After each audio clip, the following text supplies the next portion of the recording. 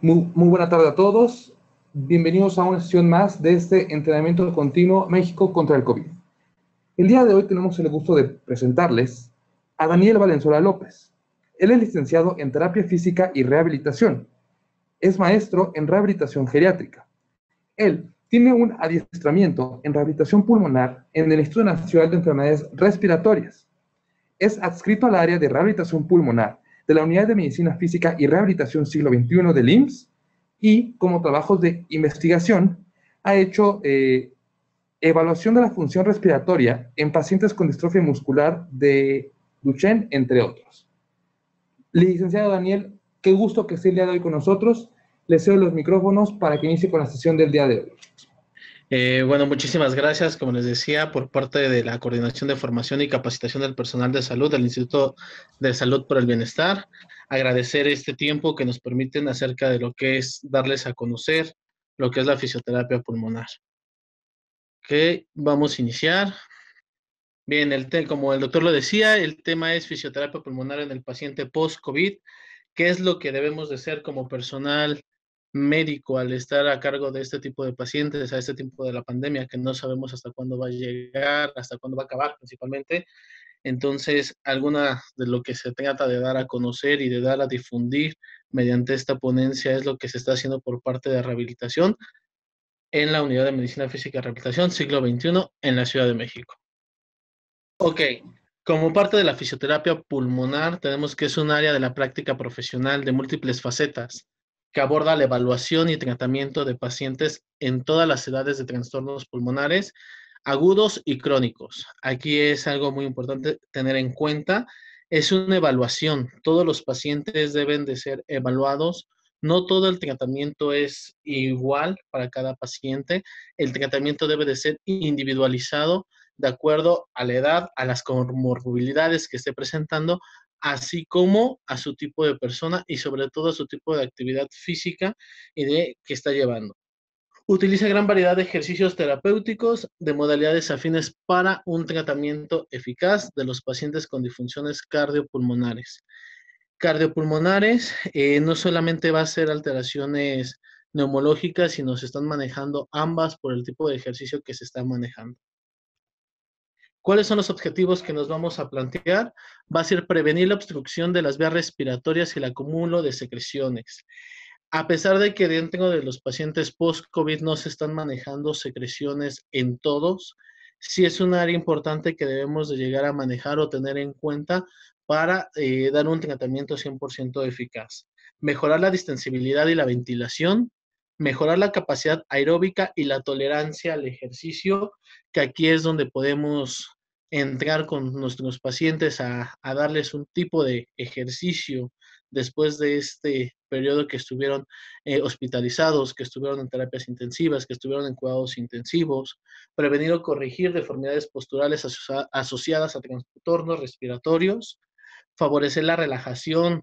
Nuestros pacientes siguen alterados, siguen con diferentes alteraciones psicológicas, siguen todavía con ese estrés de la terapia intensiva.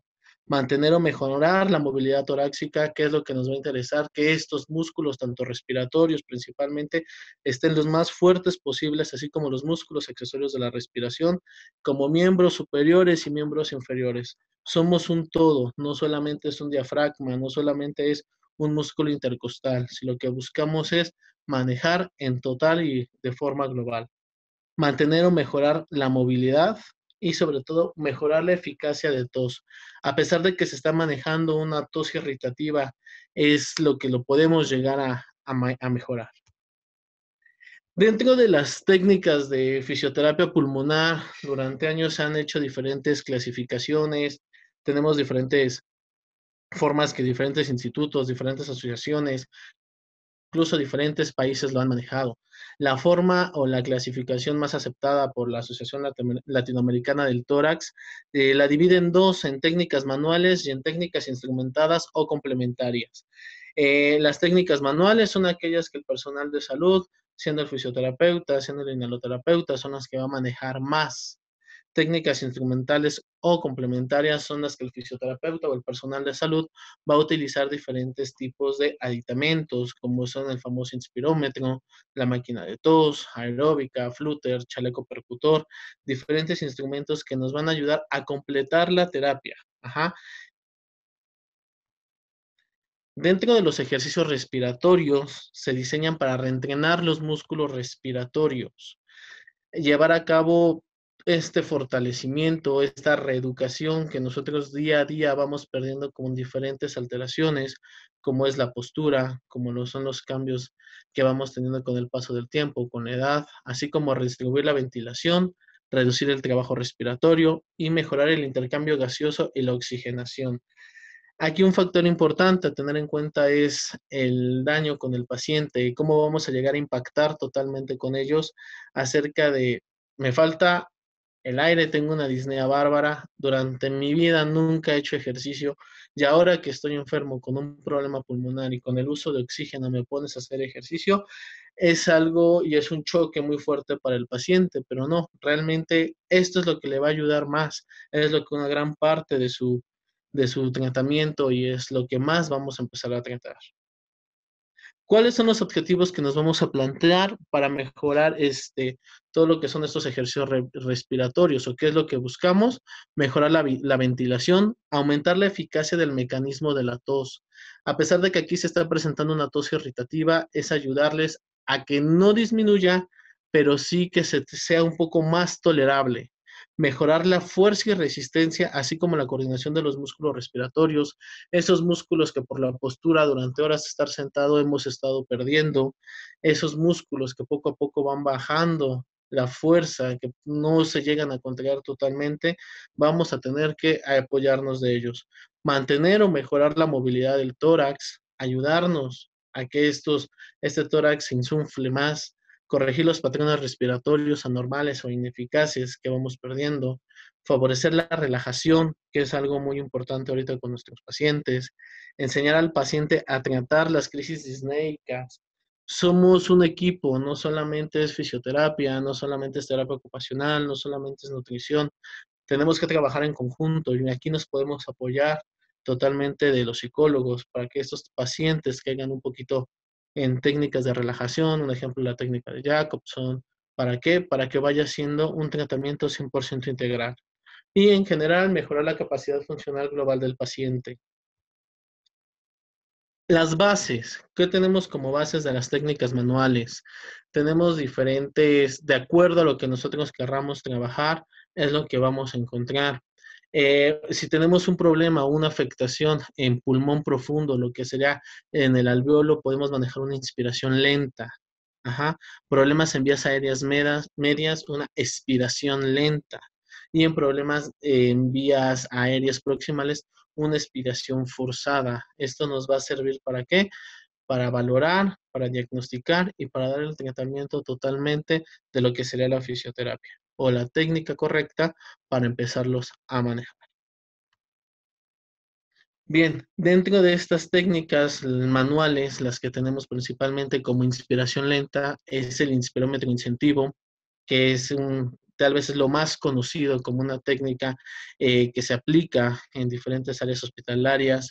El EDIC, que son los ejercicios de débito inspiratorio controlado, el RIM, las maniobras de resistencia inspiratoria, así como la expiración lenta, que aquí vamos a ocupar tres técnicas diferentes, que sería el GOL, que es la expiración lenta total con glotis abierta en infralateral, que la podemos empezar a manejar desde terapias intensivas, en las posiciones de prono, en los cambios de posición. ¿Ja?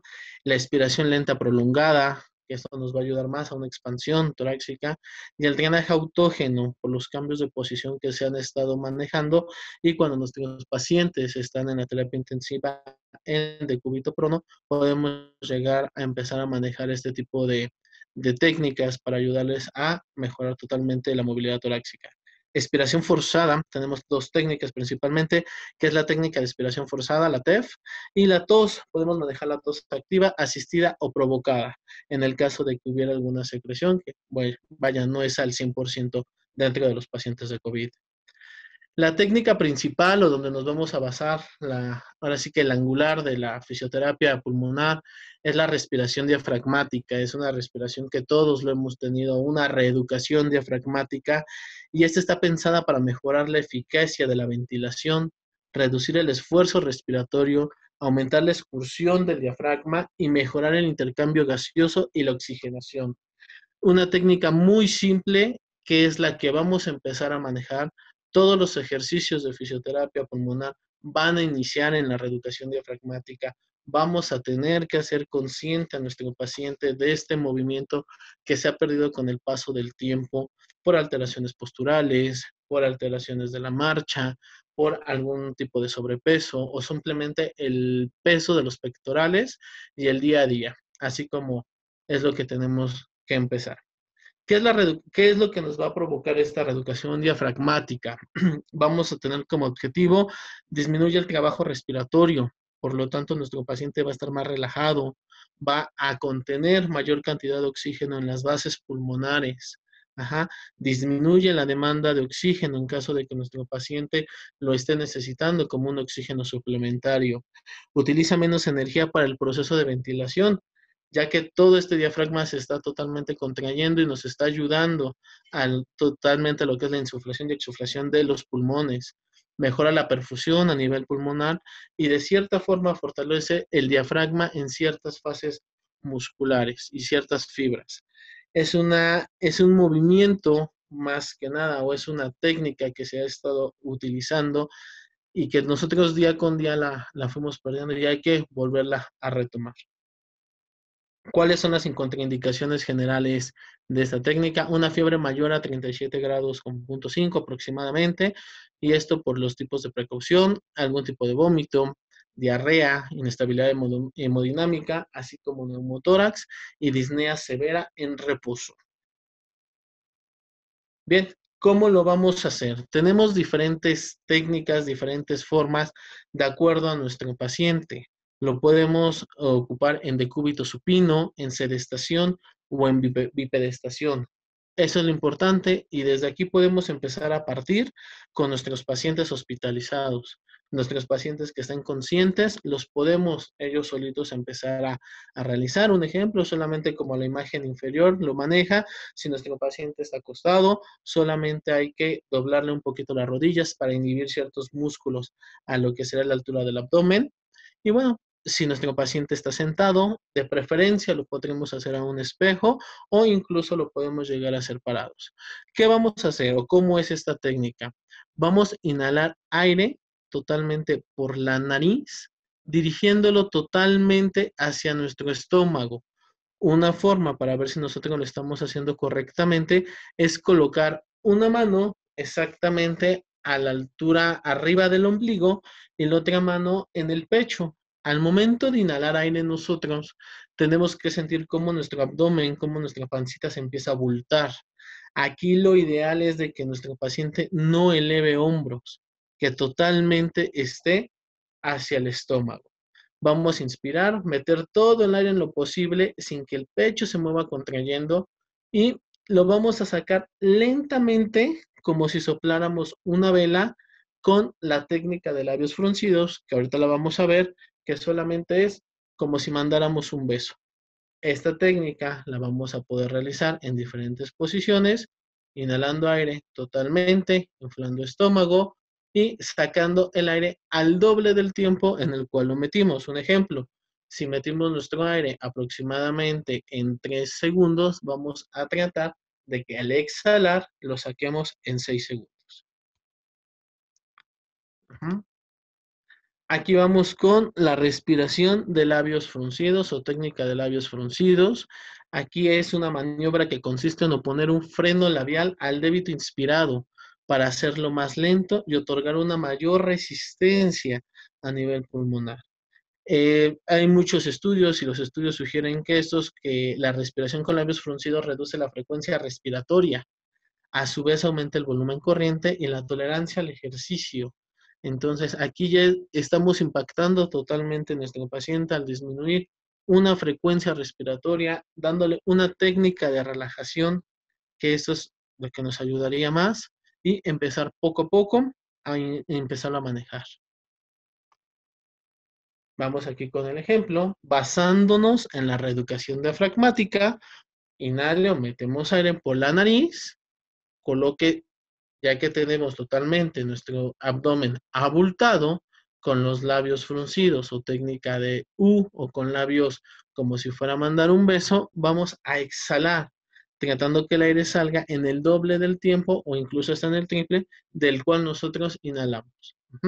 ¿Esto para qué? Para que nos ayude también a relajar todo lo que sería la musculatura accesoria y solamente trabajar diafragma puro.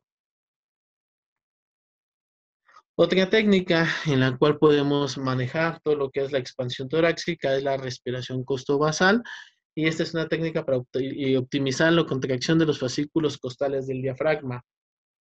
Iniciamos reeducación diafragmática, técnica de labios fruncidos y vamos a agregar. ¿Cuál va a ser la diferencia aquí? Que nuestras manos, ya sea del paciente, van a ir totalmente a la altura de las costillas flotantes. Y ahí, al momento de exhalar, vamos a hacer una pequeña presión. ¿Para qué? Para que el aire salga un poquito más rápido y con mayor resistencia. Ajá. Aquí tenemos un ejemplo. Nuestro paciente va a inhalar, colocamos las manos a la altura de las costillas flotantes, inhalamos, inhalamos y vamos a exhalar con técnica de labios fruncidos y solamente vamos a hacer la presión a la altura de las costillas flotantes de forma hacia adentro. Otra técnica que se está utilizando principalmente en terapia intensiva o pacientes hospitalizados es la técnica de expiración lenta total con glotis abierta en infralateral, o como es conocido por sus siglas en el GOL. Es una expiración lenta iniciada en la capacidad residual funcional y perseguida hasta el volumen residual. ¿Cuál es esto? Mejora la disufracción del pulmón en infralateral. Aquí nuestro paciente está acostado totalmente. Vamos a poner un decúbito lateral. Aquí sí es importante la colocación que vaya a tener, principalmente con una almohada a la altura de las rodillas, así como una almohada en su cabeza, en su cuello cervical, en su columna cervical, y vamos a iniciar igual como la reeducación diafragmática, inhalando, solamente que al exhalar lo vamos a hacer con la boca abierta, como si estuviéramos empañando un cristal. Aquí se puede provocar un poquito de tos. Si nuestro paciente presenta un poco de tos irritativa, lo va a seguir presentando, pero esto que nos va a ayudar a mejorar totalmente la disufracción del pulmón lateral. ¿Cuáles son las indicaciones? Acumulaciones de secreciones bronquiales en la zona media del árbol respiratorio. Es una técnica que lo podemos ocupar principalmente con adultos y niños o tórax un poco grandes. Ajá. ¿Cuáles son las contraindicaciones? Unas bronquiectasias que tenga en abscesos importantes y precauciones solamente en caso de afectación pulmonar. Es una técnica que nos ayuda bastante, principalmente en lo que es a nivel hospitalario, antes de que nuestro paciente se dé de alta. Es una técnica que nuestro paciente es fácil de que la aprenda, y es una técnica que totalmente es mayor el beneficio con respecto a los costos que pudieran tener. No hay ningún problema con eso, solamente se necesita que el paciente se coloque de lado. Bien, la fisioterapia pulmonar no solamente es el manejo de actividades totalmente de músculo respiratorio, sino también tenemos que tener en cuenta lo que es la actividad y el ejercicio. Nuestro paciente salió de una terapia intensiva, sabe mejorar todo lo que es sus capacidades y sus volúmenes mediante la reeducación diafragmática, los labios fruncidos, las técnicas costales y el famoso ADGOL, pero también lo tenemos que poner a hacer diferentes actividades, no solamente es esto. Sí, nos va a ayudar bastante todo lo que es la fisioterapia pulmonar para ayudarle a mejorar, pero tenemos que mejorar su actividad física, y que al fin y al cabo todo esto es parte también de una fisioterapia pulmonar. Entonces, como actividad física y ejercicio, la respiración son movimientos que nos permiten la vida, los movimientos de las extremidades nos permiten relacionarnos. Y es un miedo que los pacientes están presentando al tratar de salir, al tratar de caminar, al simplemente hacer sus actividades de la vida diaria, por el miedo, por las disneas que estuvieron presentando por el uso del oxígeno, por el uso de medicamentos, el miedo que están presentando después de la terapia intensiva. Como ejercicio, tenemos gran afectación de los músculos, bueno, de la musculatura periférica en general, principalmente de lo que sería el miembro inferior, lo que sería el muslo. Se contiene una menor masa muscular, una menor concentración de mioglobina, menor porcentaje de fibras tipo 1, aumento del proceso oxidativo por hipoxia.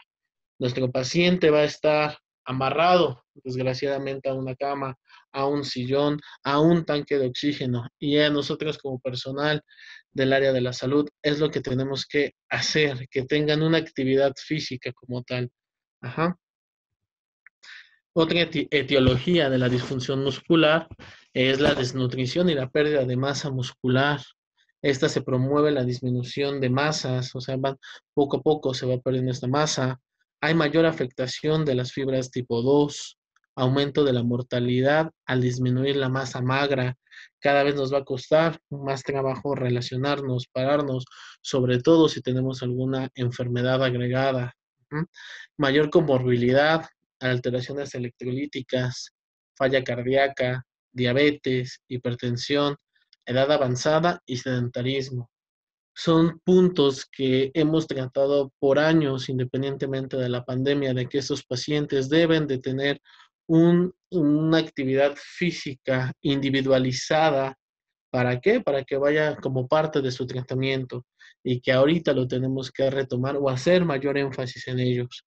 La corticoterapia es algo muy importante de todo lo que es el nivel hospitalario, por tanto medicamento, por todo el síndrome de polifarmacia que se está presentando o que se iba a presentar, tenemos mayor debilidad de miembros inferiores, entonces relacionada con todo este tipo de tratamiento. Aquí la importancia de que nuestros pacientes los debemos de empezar a mover desde etapas tempranas, siempre y cuando nos lo permitan todo lo que es la cantidad de oxígeno que se está presentando en sangre, pero lo importante es aquí moverlos, ¿para qué? Para que todo esto nos vaya favoreciendo su alta médica sin dejar de lado la cantidad y demanda de oxígeno que el paciente está presentando.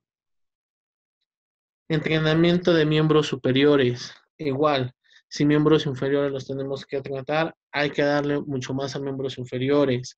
Podemos iniciar desde una movilización pasiva, evolucionar a una movilización activa y al finalizar con una movilización totalmente resistida. Darle un fortalecimiento después de que estos músculos estén ya totalmente en ciertos grados para empezarlos a fortalecer. Si es necesario ocupar diferentes técnicas, apoyarnos de la electroterapia, principalmente de lo que sería la electroestimulación. ¿Para qué? Pues para que esto nos ayude a estos músculos que estuvieron atrofiados, que están denervados en algunos casos. ¿Para qué? Para que sigan mejorando totalmente. Y algo muy importante por las posiciones de prono, por el tiempo de los pacientes encamados, manejar todo lo que serían los estiramientos de miembro superior, estiramientos de columna cervical. ¿Para qué? Para que esto nos ayude un poco más a tener ese movimiento adecuado que se está presentando y que se requiere. Aquí sí es importante manejar el tipo de tratamiento individualizado, así como llevarlo a la evolución de cada paciente. Cada paciente va a tener diferentes alteraciones, así que la evaluación debe de ser concreta y el tratamiento debe de ser individualizado, siempre teniendo en cuenta sus signos vitales como es tensión arterial, saturación de oxígeno, frecuencias cardíacas. No nada más es meterlo y hacer diferentes tipos de actividades. Dentro de los miembros inferiores, ¿qué es lo que se recomienda? Al igual que miembro superior, iniciar con una movilización pasiva, poco a poco llevarlo hasta una movilización activa y al final con una resistida, manejar un fortalecimiento con algún tipo de polainas, con algún tipo de ejercicio isométrico, con alguna técnica especial con bandas, con ligas. Esto para que el paciente, de acuerdo al paciente que él lo vaya manejando, al igual nos podemos ocupar si hay algún tipo de alteración neurosensitiva, manejar una electroestimulación, si hay algo que le está fallando ahí, principalmente tibiales anteriores, que está comprobado, pues es una secuela muy evidente que nos está dejando el COVID en nuestros pacientes hospitalizados por el tiempo de internamiento que se está manejando. Manejar ahí nos podemos basar en esta técnica de electroterapia. Manejar una reeducación de la marcha, equilibrio, coordinación, todo lo que sería, ¿para qué? Coordinado con técnicas de ahorro de energía. Eso es importante, como se ha visto en ponencias anteriores. La técnica de ahorro de energía aquí nos va a ayudar bastante. ¿Para qué? Para que nuestro paciente vaya teniendo esa tolerancia al ejercicio y poco a poco vaya oxigenando mucho mayor y poco a poco vaya perdiendo el miedo acerca de lo que es la deambulación. Estiramientos totalmente más que prescritos aquí en lo que sería miembro inferior, principalmente músculos como cuádriceps, tibial anterior, isquiotibiales, glúteos, es lo que nos ayudará un poquito más. Dentro del reacondicionamiento pulmonar, ajá, este es llevar un proceso en el cual nuestro paciente ya lo estamos evolucionando y podemos manejar esto, que es el reacondicionamiento pulmonar. Es un proceso mediante el cual se desarrolla en el individuo las capacidades y habilidades físicas necesarias para la salud pulmonar y física. Entonces, esto es un programa como tal establecido, es un programa previo a terapia física. No podemos iniciar aquí con un paciente que no tenga la mínimo una fuerza de 3 en cada músculo, que no tenga movimientos totalmente completos, sea de extremidades inferiores o superiores, y consta de 32 sesiones. Es un proceso largo, pesado, pero es importante que este paciente lo concluya. ¿Por qué? Porque aquí estamos englobando todo. Estamos englobando totalmente lo que sería la alta médica desde el COVID hasta este momento. Consta tanto de ergómetro de brazos, tanto de bicicleta estática y banda sin fin. Cada sesión tiene aproximadamente un tiempo de 30 minutos, en el cual los primeros 5 minutos vamos a manejar un calentamiento, después vamos a manejar un ejercicio libre o resistido y por último vamos a manejar los últimos 5 minutos como un enfriamiento. ¿Mm? ¿Cuáles son los objetivos en este recondicionamiento pulmonar? Disminuir la disnea o la tolerancia, incrementar la tolerancia al ejercicio y asegurar la actividad física regular. En general y en global, mejorar su calidad de vida, que es el objetivo general de la rehabilitación, integrarlo a sus actividades de la vida diaria. ¿Qué vamos a hacer? Vamos a iniciar con una reeducación de patrón diafragmático. Nuestro paciente ya lo debe de manejar más que bien. Tenemos que tener un fortalecimiento previo de miembros inferiores, un fortalecimiento de miembros superiores y ya podremos iniciar un acondicionamiento de ergómetro de miembros superiores. Vamos a iniciar con ergómetro de miembros superiores principalmente porque es el que menor cantidad de oxígeno necesita. Nuestro paciente va a estar sentado solamente con nuestro ergómetro manejándolo. Ajá. Podemos iniciar los 5 minutos de calentamiento y podemos iniciar con ciertas resistencias de acuerdo a la evaluación que tuvimos de nuestro paciente. Todo esto debe de ser plasmado totalmente con una caminata de 6 minutos para ver la tolerancia del ejercicio de nuestro paciente y de ahí poco a poco empezar a evolucionar de acuerdo a resistencias. Ya que nuestro paciente domine lo que es el ergómetro de miembros superiores, lo podemos manejar ya después con una bicicleta estática. ¿Para qué? Para empezar a fortalecer totalmente lo que serían miembros inferiores. Y ya, por último, y si lo se tienen en cada servicio, manejar una banda sin fin, que sería lo ideal. Si vemos, es un tratamiento totalmente integral, es un tratamiento totalmente desde fisioterapia pulmonar, desde un patrón de una reeducación diafragmática, apoyándonos de terapia física con los fortalecimientos y ya como tal un fortalecimiento individualizado en cada paciente. ¿Qué tiene que tener nuestro paciente para que sea apto en, en esta evolución o cómo lo vamos a ir evolucionando? Que su disnea y su fatiga esté por debajo de o esté entre 0 y 4 en la escala de Borg, contemplando que la escala de Borg es una escala visual análoga, estandarizada, que permite evaluar la percepción subjetiva de la dificultad respiratoria o del ejercicio que se está manejando. Entonces, aquí es importante desde un momento manejarle a nuestro paciente lo que es esta escala de Borg, cómo se tiene que manejar mediante la disnea y la fatiga, así como su frecuencia cardíaca por debajo del 85%. Volvemos, tratamiento individualizado. Frecuencia cardíaca, 85%, no a rebasar ese 85%. ¿Para qué? Para nosotros tener totalmente un fortalecimiento sin que le estemos ocasionando daño o que pongamos en riesgo la vida o los datos de nuestro paciente. Una tensión arterial sin datos de alarma durante el ejercicio, pre y post del ejercicio. Entonces, aquí sí es importante manejar esto. Una saturación por arriba del 90%. Aquí se puede manejar paciente con oxígeno, sí se puede manejar paciente con oxígeno, solamente que hay que tener un poquito de mayor cuidado con ellos y de acuerdo a la evolución que se esté manejando. Y tanto el pedaleo o el movimiento que se está manejando en los ergómetros, tanto de miembro superior y miembro inferior, que sea de 50 a 60 revoluciones por minuto para mantener totalmente lo que sea un fortalecimiento y un estiramiento. Esto lo vamos a hacer totalmente progresivo, de acuerdo a nuestro paciente.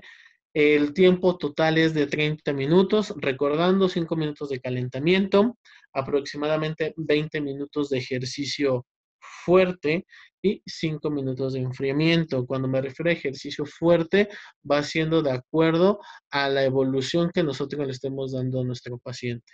Y el incremento de las revoluciones o el incremento de sesiones puede ser cada 3 a 5 de acuerdo a la evolución de nuestro paciente.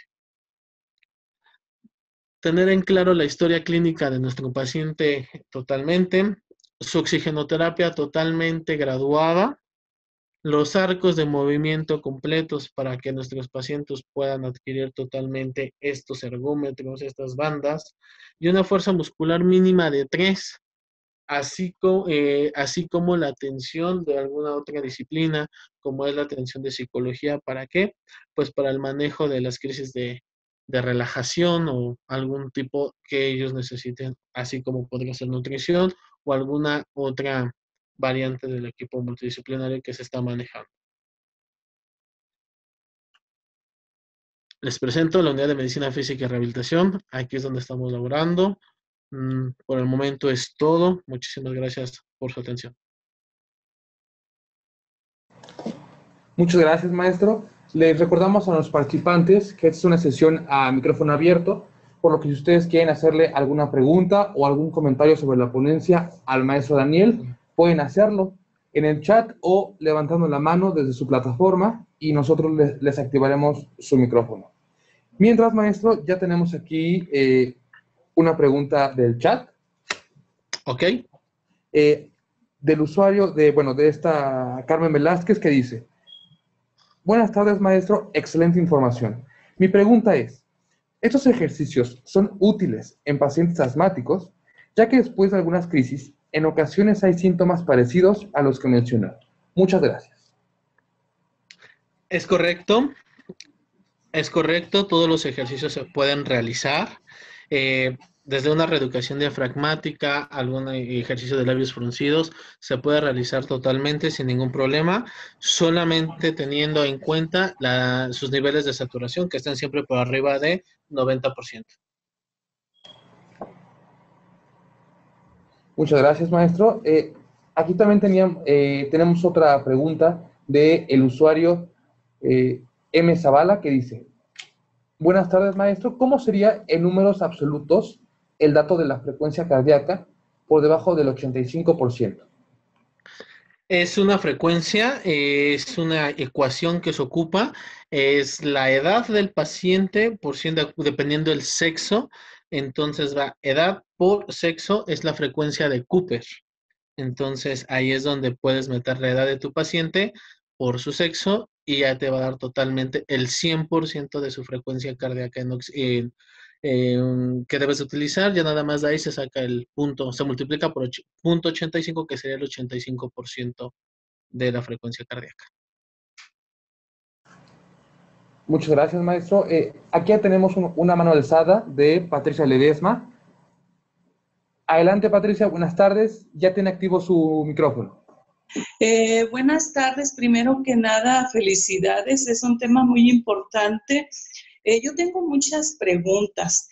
La primera, en una paciente que aún tiene traqueostomía, que aún todavía no se puede manejar adecuadamente los movimientos ventilatorios,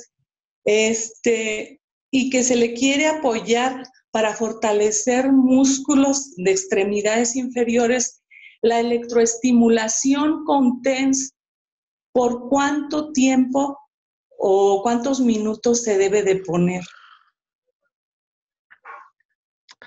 Ok. Sí se puede realizar totalmente lo que sería un fortalecimiento tanto de miembro superior, aunque tenga traqueotomía.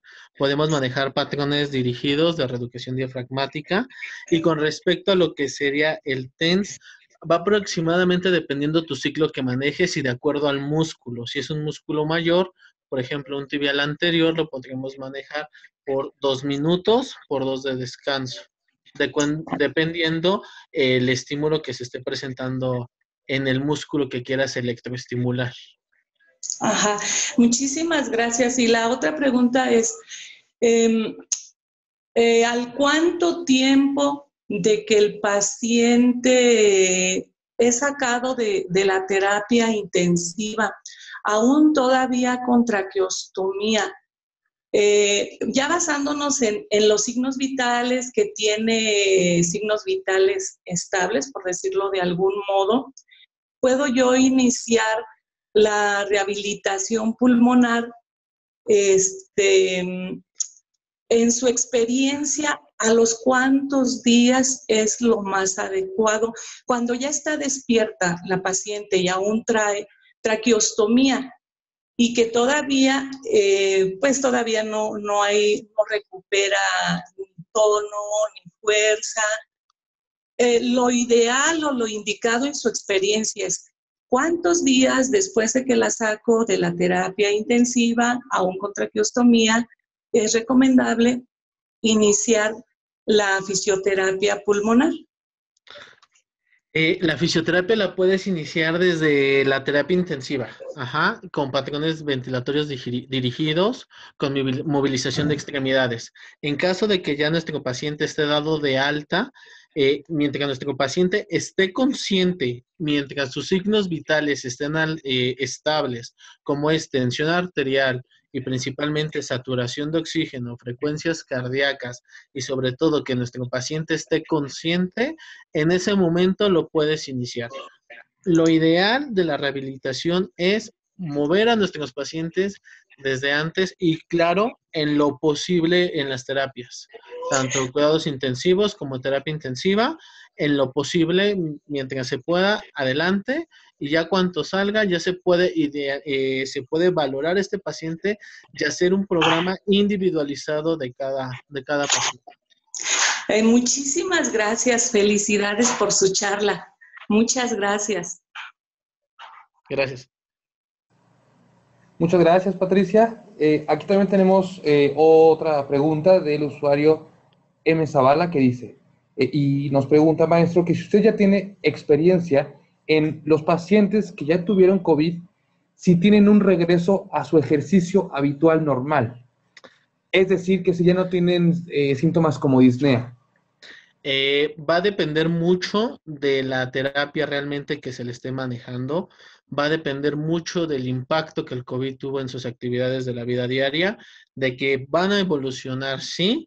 Actualmente tenemos 2 pacientes ya en el instituto que ya poco a poco han iniciado con caminatas ya un poquito mayor, incluso ya algunos con trote.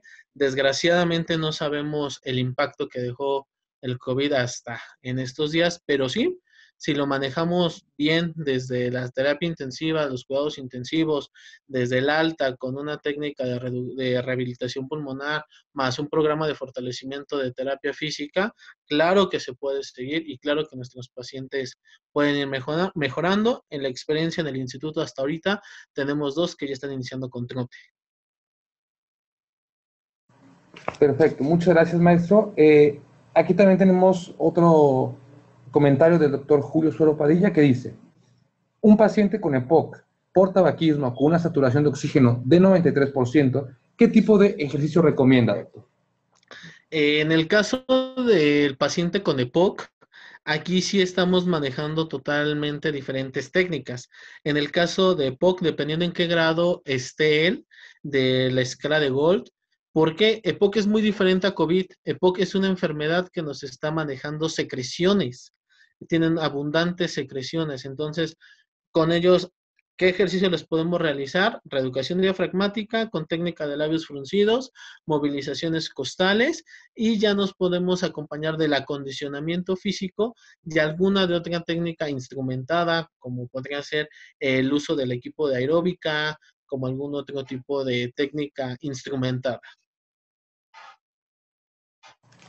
Muchas gracias, maestro. Aquí también tenemos un comentario de la doctora Janet Méndez. Ella le agradece por su ponencia, dice que fue una excelente información y que si nos puede compartir de nuevo la tabla para sacar el 85% de la frecuencia cardíaca, doctor.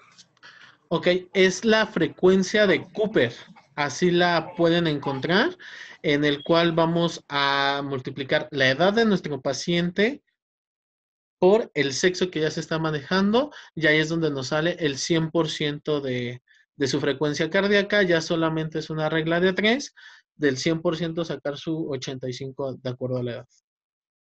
Pero así la pueden encontrar en diferentes libros o diferentes artículos como frecuencia de Cooper. Muchas gracias, doctor. Aquí también tenemos otra mano alzada del doctor Andrés Esperanza desde Guanajuato. Adelante, doctor Andrés Esperanza. Buenas tardes.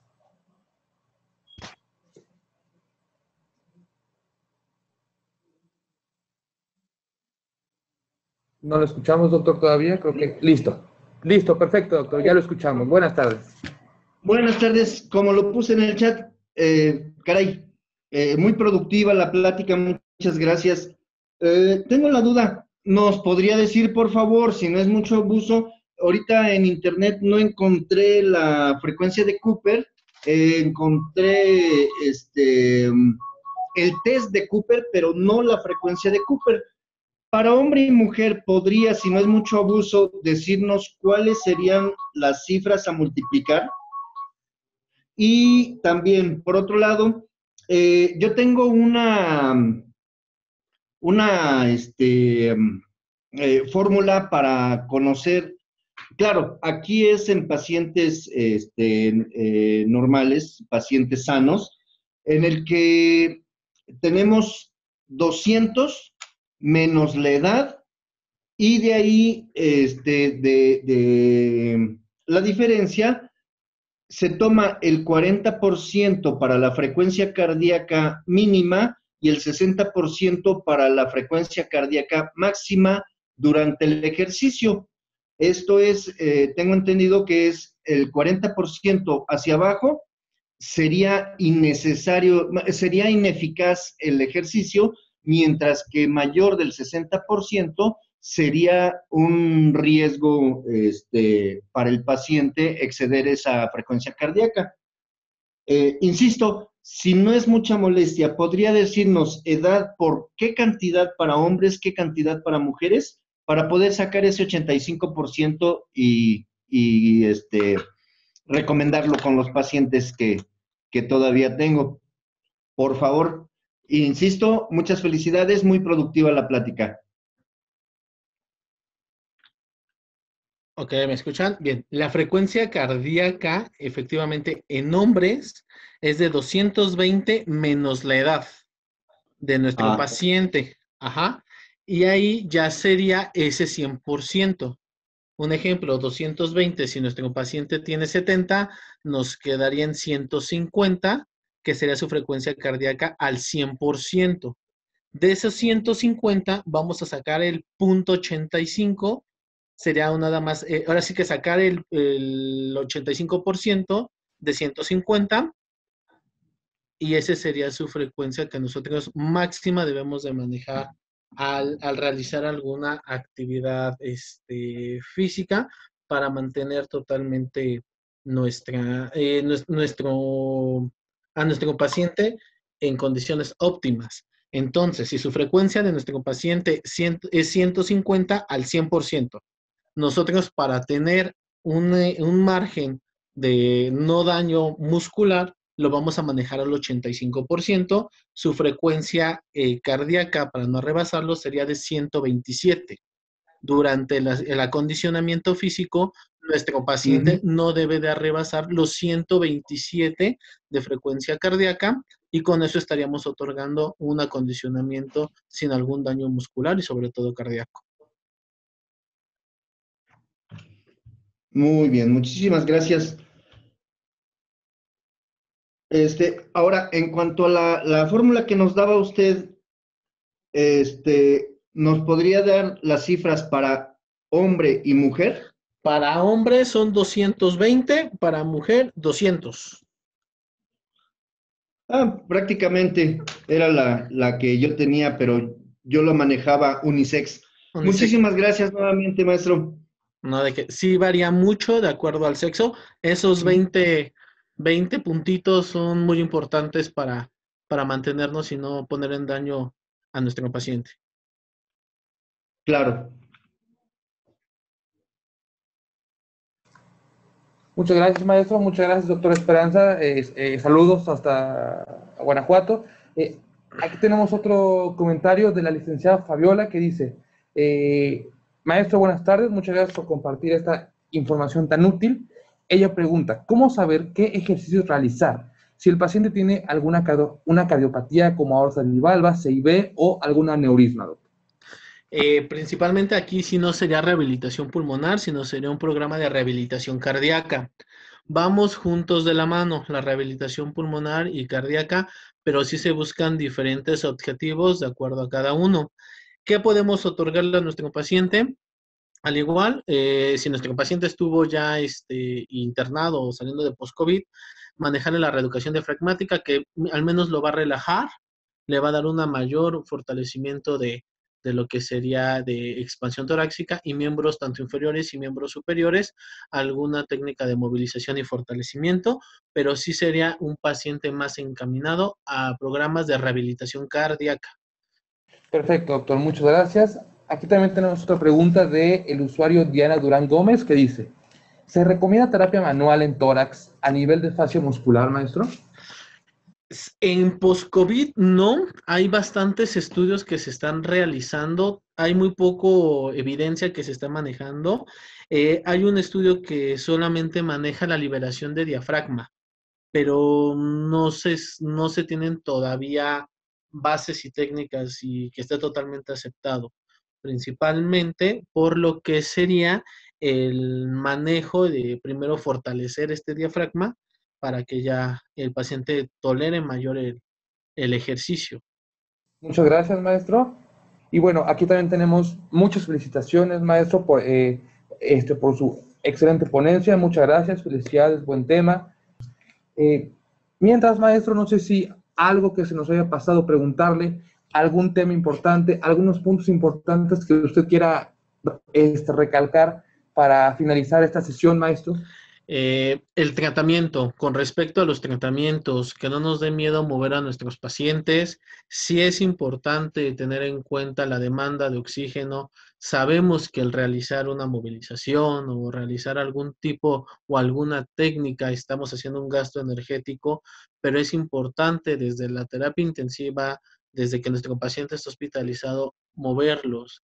Vamos a evitar muchísimas secuelas, va a ser mucho más fácil su recuperación ya estando nuestro paciente en post-COVID o ya dado de alta, ya al verlo en consulta externa, todo el tratamiento debe de ser individualizado, como vulgarmente se dice, la terapia no es una receta de cocina.